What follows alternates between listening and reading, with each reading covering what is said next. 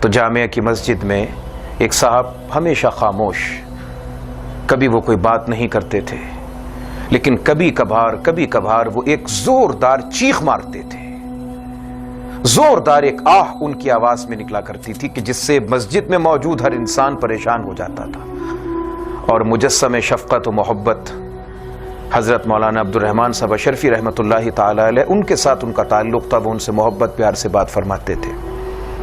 تو ایک مرتبہ حضرت نے یہ بات بتائی کہ یہ شخص جو بیٹھے بیٹھے ایک دیوانہ وار آواز نکالتا ہے، ایک آہ نکالتا ہے، اس کی زبان سے جو ایک دیوانہ وار چیخ نکلتی ہے، اس کو کچھ یاد آتا ہے یہ پاکستان جس کو آج ہم بالکل ایک ایسی چیز سمجھ کر، جس شخص کا جہاں پر ہاتھ لگتا ہے، داؤ لگتا ہے، وہ اس کو استعمال کرتا ہے جیسے مال مفت اور دل بے رحم۔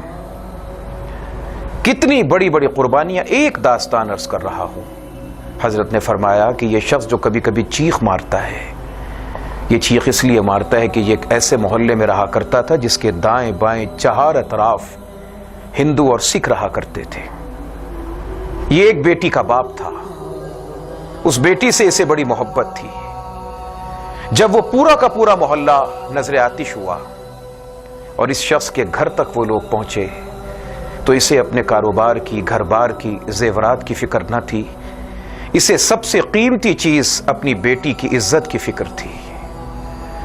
اس نے اپنی بیٹی سے کہا کہ بیٹا، آج پھر تاریخ اپنے آپ کو دہرا رہی ہے، دو میں سے ایک چیز کا انتخاب کرو، یا جان کا یا عزت و آبرو کا۔ فرماتے ہیں کہ اس شخص نے جس بیٹی کو نہ جانے کس محبت کے ساتھ پال پوس کے بڑا کیا تھا، کتنے ارمان تھے، اپنے ہاتھوں میں تلوار پکڑ کر اس بچی کا سر تن سے جدا کر دیا۔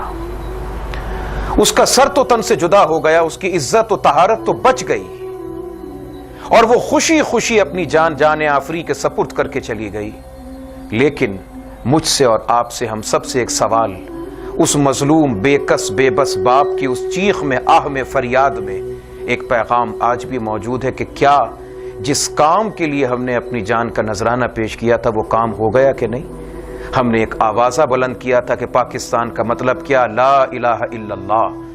اس لا الہ الا اللہ محمد الرسول اللہ صلی اللہ علیہ وسلم کے مطلب اور معانی کو ہم نے سمجھا، اس کے مقصد پہ ہم نے غور کیا۔ یہ ابھی تک ہم اس چیز کا تعین نہ کر سکے کہ پاکستان کی تکمیل میں حصہ کس کا تھا اور کس کا نہ تھا۔